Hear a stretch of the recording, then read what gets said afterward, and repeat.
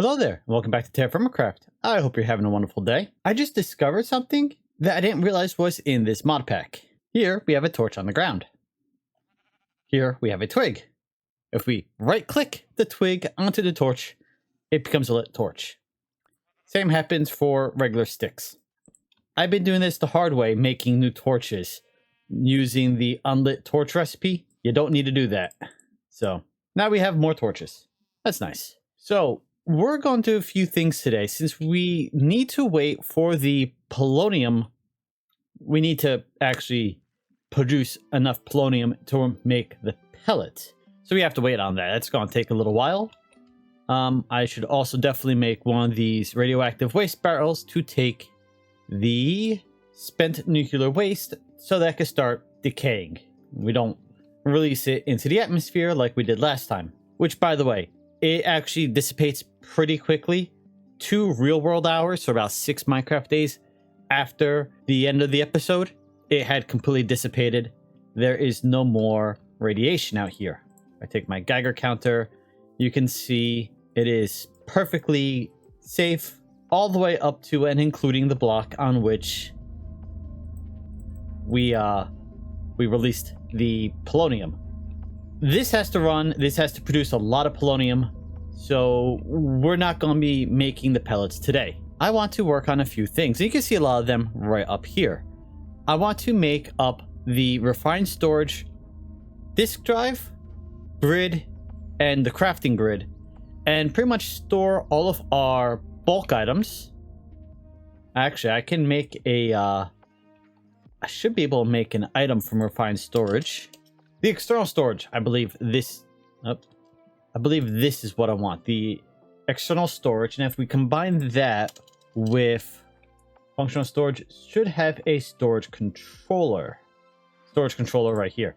If we make a storage controller and connect that somewhere in here, connected to a bunch of these, let's say we put it right there, we can then connect the external storage to that and then connect it to our grid. Actually, I think there's one more thing we need from refined storage. We need a controller.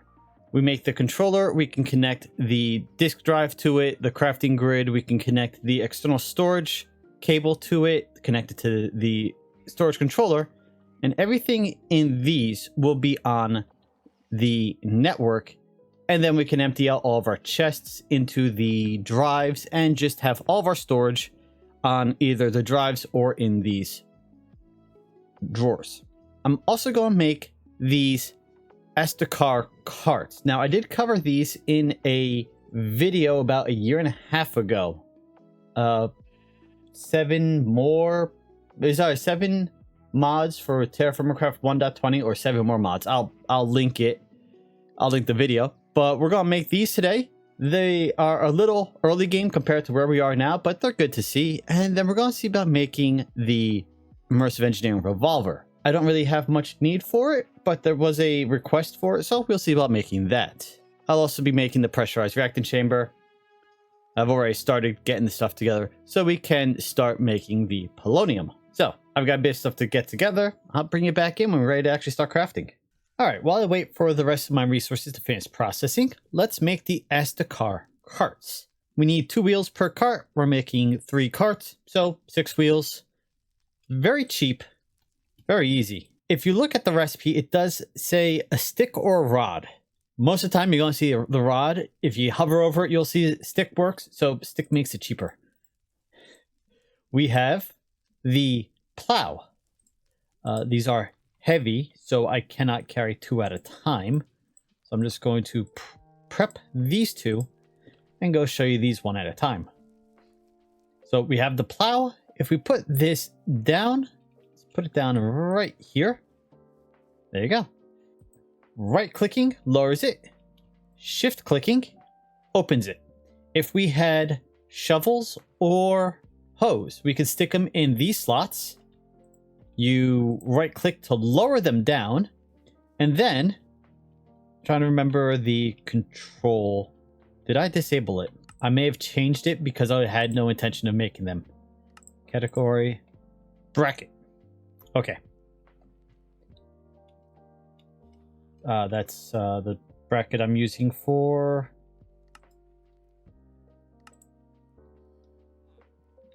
Okay, I just disabled the belt for a moment. So, bracket picks it up, and then you can drag it around. And you can do this for all 3 carts. If we put it back down, let's go grab a shovel. Let's grab 2 shovels. Put the shovels in. I'm going to raise that up for the moment being, so we're not doing anything. And let's go over here. Okay, let's say I want to make a path going that way. We want to lower it down, and as we drag, it will make a path. Likewise, if we have hose attached, they will till the ground. So this way you can automate. I think I just broke the shovel. I broke the stone shovel. Every path it tills does use their ability. But this way you can actually drag the cart around, making roads for yourself or plowing large fields using the Astikor Carts. It's pretty handy, especially early game, or if you want to make paths. I don't think this mod pack has the mod that boosts movement speed on paths, but if you add that, you'll walk faster. And by pulling the cart, you can make a path and move faster than walking on the dirt. Okay, next, let's make the animal cart. Animal cart, and I sat in it by accident. If you right click, you climb in, shift to get out, pick it up the same way we did before. This can be quite handy for grabbing animals. Let's grab my donkey for a moment. There you go. If you roll over the animal with the cart, it picks up the animal. Shift clicking, that did not work. Let's put him down for a moment. I gotta grab a saddle. There we go. Shift right clicking on the cart will let the animal out. And this is true for all the Astikor carts. If you look at the cart while mounted and then press the equip button, you will equip the cart to the animal, and the animal will not move while it's got the cart attached. So you can use this to go collect animals, bring them back to your base, let them out, or you can have your horse, mule, whatnot sitting around inside your base. As long as it's hitched to the cart, it is not going to wander off on you. And to unhitch the animal, you just use the same interaction key once more. So that brings us to the last one, which is the supply cart. Do the same thing as before. Hitch the animal to it. The supply cart, right clicking on it, you can climb in. I think the animal cart can carry 2 entities, so either 2 animals or 2 people. The supply cart can carry 1 person. If you shift click on it, it's 3 chests worth of space. At least 3 TerraFirmaCraft chests worth of space. I am 99% sure it follows the same rules as TerraFirmaCraft, so you cannot put huge items in it.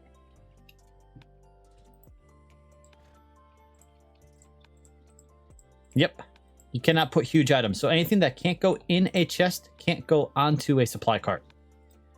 But now you can go out. If you wanted to go chop down a bunch of trees and you don't have a backpack, you could store them in your cart. There you go. That's the Astikor Carts.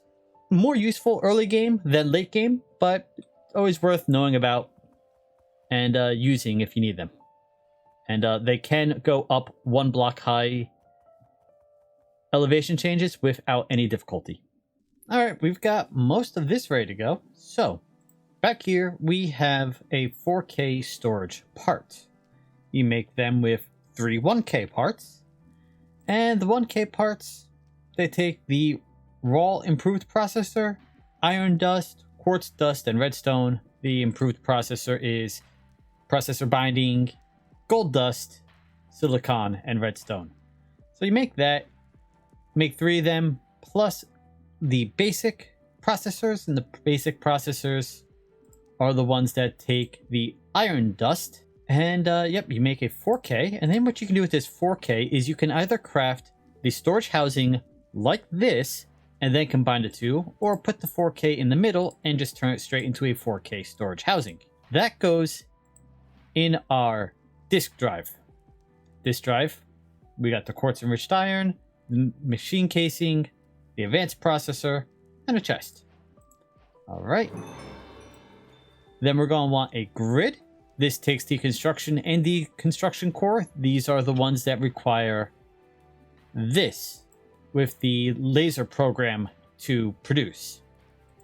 Clear glass, machine casing. Again, that one's pretty easy. I did show you briefly what this looked like when we were doing the the portable grid. And then we need 1 controller. So what we can now do is we put this controller down somewhere where there is power. Let's put it there for now. We'll put our drive there. Oh, and I want to upgrade this grid. So we have the grid right now. I want 1 of these. Toss that there, plus that, plus a advanced processor. And that turns into a crafting grid. Attach that there. Connect those. Now it's got power. We put the grid on top, and now this is powered. Now, it's got absolutely nothing in it because we haven't given this a disk. But we put the disk in, it now has 4K storage. Which means it can hold 4,000 individual items. So we just go over here, grab a bunch of stuff from our chest. Fly back over, and we can dump all of these in. And you'll see it's got 158 items now. It's 3% full, and that's how you do bulk storage. I will be making more of these. I will be finding a better location. It's not going to be set up here. It'll probably... Well, I don't necessarily want it in my storage room, so I might put it over here somewhere. Pretty central to my workshop area. We also have everything here for the storage controller. So this takes a block of quartz. The way you make these blocks of quartz is you melt down quartz, and then you could cast it in the melter. You cast it out into the blocks by using the basin, and then some raw stone and some drawers, and this makes the storage controller. Now the storage controller is nice because we can go place it down. If we place this right there, all of these drawers, or at least all of these 4, I don't think these are because they're on an angle, are connected.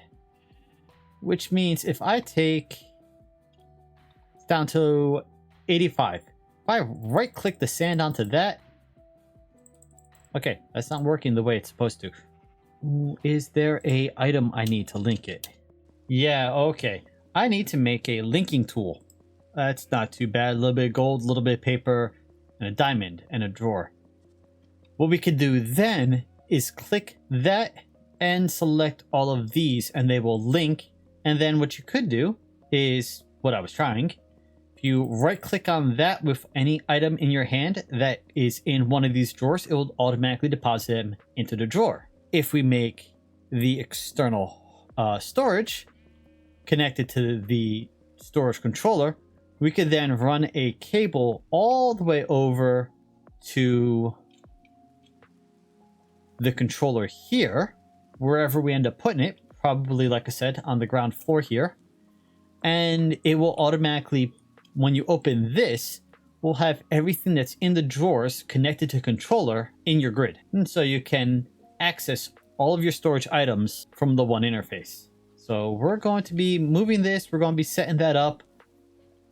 If I want to run this, I'm going to need to make a whole lot of these cables and run them underground to connect to the controller if I want to do it that way. But that would make it easier. So that is probably what we'll be doing. Oh, nice little rainbow. Wait a sec. Yeah, it's a nice screenshot. Okay. So yeah, that's the crafting grid. That's the refined storage controller. And this does tell you how much FE each takes. It takes 5 FE a tick, so it's 100 FE per second. It's not too bad. We have 4.5 million stored over here. I ran out of fizz-off fuel, so we need to make more. But yeah, we have 4.5 million FE over here, and another 16 million stored in our accumulator. So we have plenty of power at the moment, and we have nearly 4,000 polonium. So I am almost done with the pressurized reaction chamber. I just need to make the dynamic tank, which is going to take 4 more ingots of steel. And I'm in the process of making the red steel for the chemical tanks. So once that's done, we'll start making polonium. So I've moved almost everything from my chests into the crafting grid. It's taking up a lot of space. 2,600 of the 4,000, so we're going to need to make more storage discs. But that's pretty simple. But this is nice and convenient. I would recommend that you don't put anything with high numbers in here. Use the storage drawers instead and just link them together. That way you don't have, 120 of your slots being taken up by sand when you can just stick in a drawer. If you got stuff that's under a stack, I would say stick in the system. Otherwise, if it's more than a stack, stick in the drawer. Cool thing is we've got a search bar here. So we can search, say, diamonds. I'll bring up diamonds.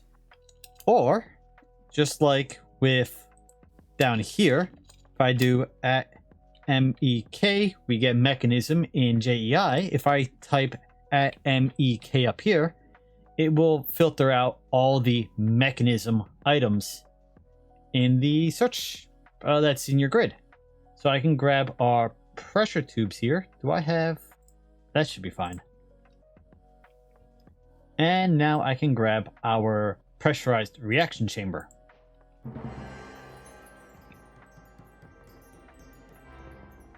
Now, what do I need in order to make the polonium pellets? We need water, polonium, fluoride dust. Okay, so I'm going to need fluid pipes also. The question is, do I want to run the polonium under or down and then around over here, because I already have the water and the power over here? Water pipes are cheap. I'll keep it over here. That way we just run the gas down. We can run the water under the ground here. And we could run power, because this does require its own power supply. Just like that. Yeah. I don't have enough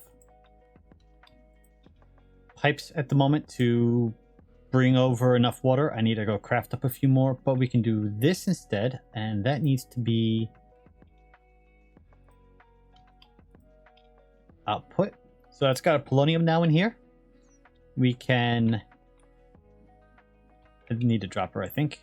Okay, we need the crusher to make the fluoride dust. Do I have a crusher? I don't have a crusher. Okay. So I'm going to need to make a crusher in order to make the fluoride dust. So that has to wait a moment. So then this is probably not really necessary, but we can put the water in there. That way, yeah, that works. Actually, I just had a thought.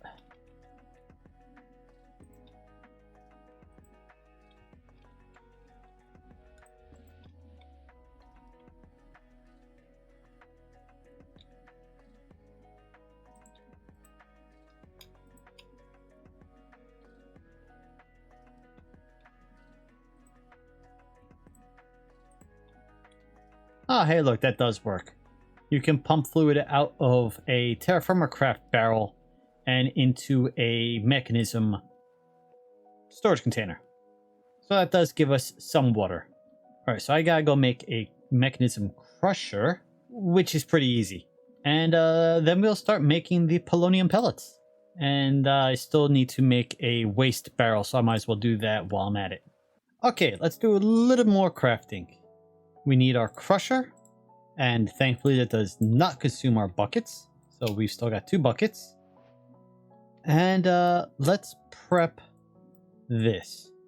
We need to make a pair of engineer's blueprints. The first one takes a raw iron sheet, and this makes a engineer's blueprint which will allow us to make gears, bullet casings, rods, and plates. Let's make that one first. Right, okay, this makes the presses. So what we want to do is stick a 3 steel sheets and our engineer's wire cutters in here, and we can make the metal press mold bullet casing. And if we go over here, we can swap out our press. That we cannot put down. But now, if we put a copper nugget in with this press, we'll get an empty casing. So we'll just toss a few of those in, because we now need that casing. We go back down here. Casing plus 2 gunpowder gives us a engineer's blueprint to make cartridges. Fly back up, grab those, go back over here, toss this in. We want an empty casing, some gunpowder, and some lead nuggets. So grab a bit of gunpowder and 2 bits of lead, and that gives us some, well, a pair of cartridges. And now we can make the revolver. So we need to make a revolver drum. Takes 4 steel sheets and a rod. Next we make the revolver hammer. 2 steel ingots, steel rod, piece of flint, and the wooden grip. 5 treated sticks. Yeah, it needs to be the treated wood stick, which you get from using the chopping block on treated lumber or treated planks. So that gives us that. We then combine that with a steel casing, which was this processing recipe, or you can do it on the engineer's workbench. This is more expensive. I don't like doing it that way. I prefer this way. And a revolver barrel, which is made on the anvil and is a bit of a pain to work out. But now if we combine all of these,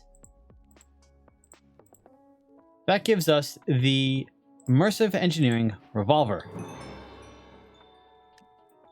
Now, I have never used this one before, so I know almost nothing about it. How do I reload it?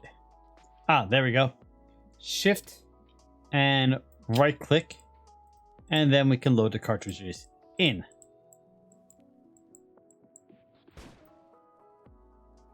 All right, when you fire, it does use the cartridge. Obviously, I want to find something to test this on.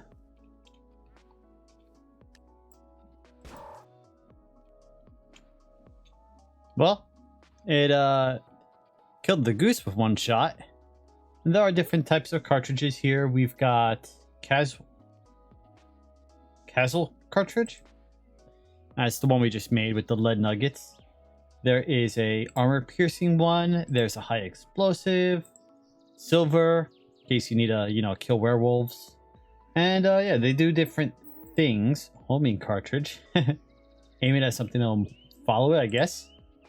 Anyway, that's the revolver. Could be useful if you're getting swarmed by zombies or something. I'm not sure how much damage it does to mobs. We don't really need it. But you know what? Take with me next time I go to Nether in case I get into a bind. I can defend myself. Of course, I'm going to defend myself. I'd rather have a Winchester 76 than a revolver, but, make do with what you got. Alright, so we also got our crusher made. So let's crush down some fluoride into fluoride dust, and then we can see about making our first polonium pellet. All right, and toss that in there. And let's see exactly how much polonium it takes. It does take a full 1,000. Okay, it also takes 1,000 water, and will give you 1,000 millibuckets of spent nuclear waste in return. But that's our first polonium pellet. And we're going to need 4 of them. 5. Okay, so we need 2 crafts of the fusion reactors, which means we're going to need 8 polonium pellets in order to make the NASA workbench. In addition, we need 2, 4, 6, 8 for the mech suit. So that means we're going to need 16 for this. And then I was forewarned that making rocket fuel is very, very expensive. Rocket fuel, of course, we're going to need in order to build the rocket to go to the, well, to fuel the rocket to go to the moon. We need gasoline and napalm. Napalm we make in a mixer by mixing gasoline and aluminum grit.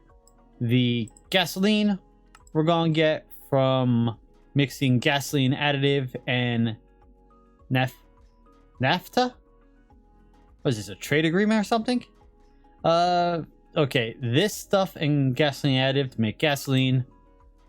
We could combine kerosene in the thermopneumatic processor to make gasoline at a slight loss.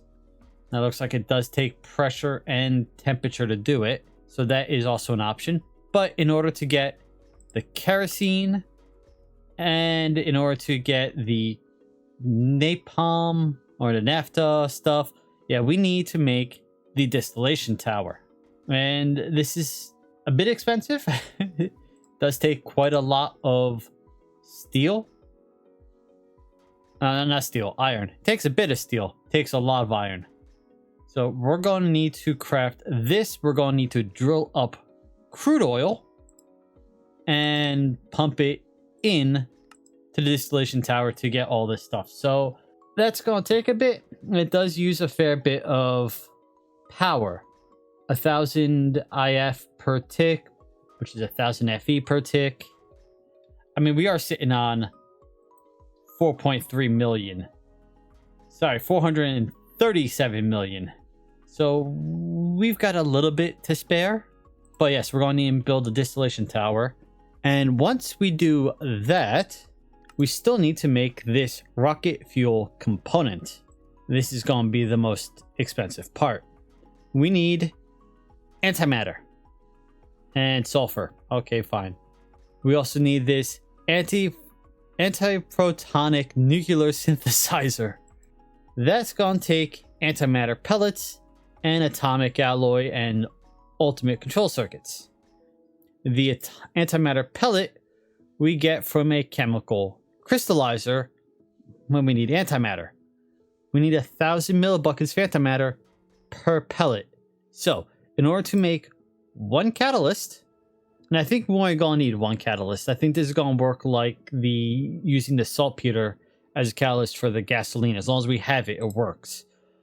But we need 1 millibucket of antimatter for here. We need 2 buckets of antimatter for here. And in order to make antimatter, we need a supercritical phase shifter, which takes polonium and converts it.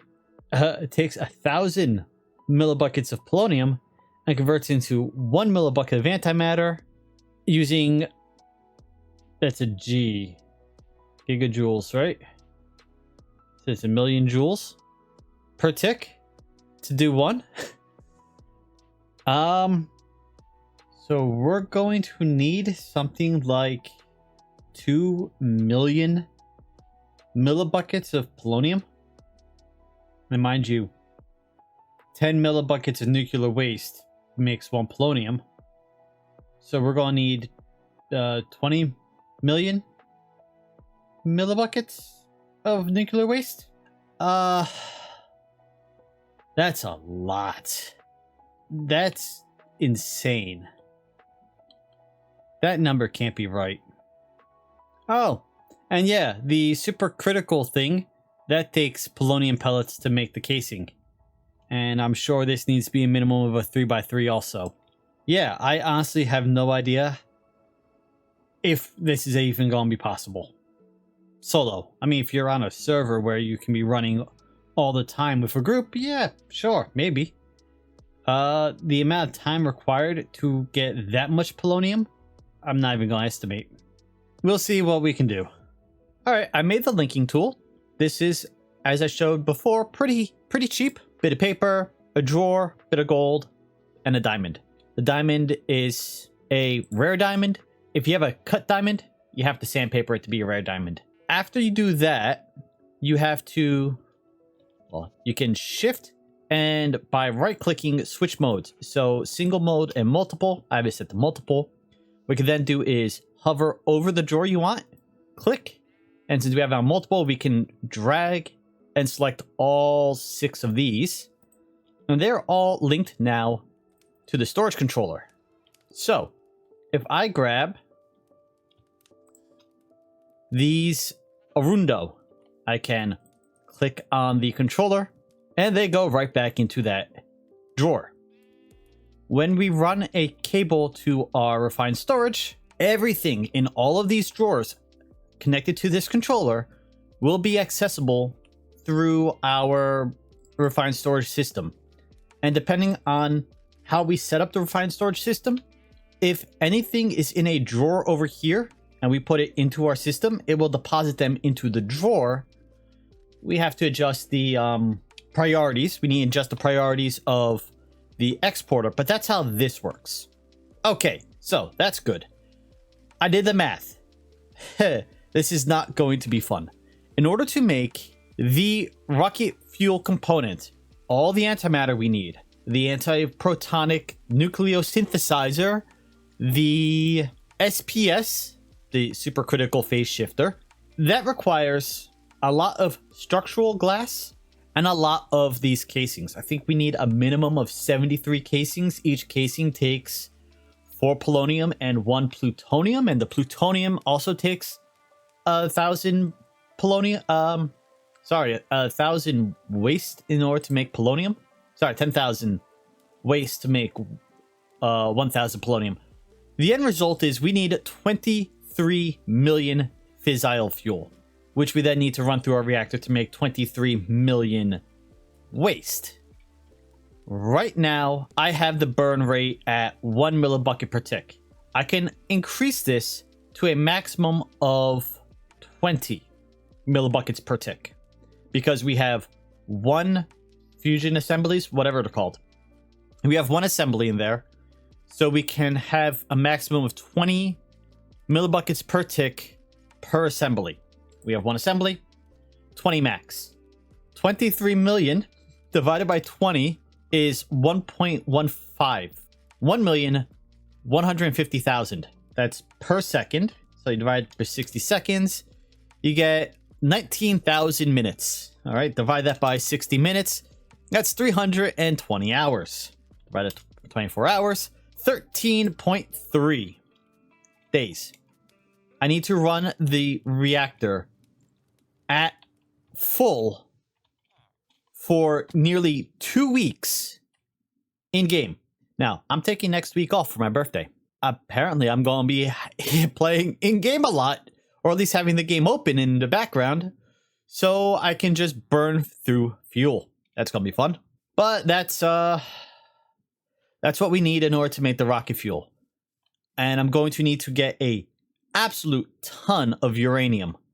Okay, so 1 ingot of uranium makes 1,000 fissile fuel, meaning we need 23,000 uranium ingots in order to make enough fuel in order to make all the waste we need. I don't have that much uranium. And the 1 uranium mine I know of definitely doesn't have that much uranium in it. So I'm going to have to be doing a lot of prospecting and finding a lot of uranium. Long story short, I'm going to be very busy. But that's going to be it for today's episode. As I said, next week, no TerraFirmaCraft. It's my birthday next week. I'm going to be taking a little bit of a break from recording. Going to be apparently very busy doing background work, though, apparently. And next episode will be, I guess it's March 24th is the following Friday. Anyway, until then, thank you for joining me today. Hope you've had a wonderful day, and I'll see you next time. Later.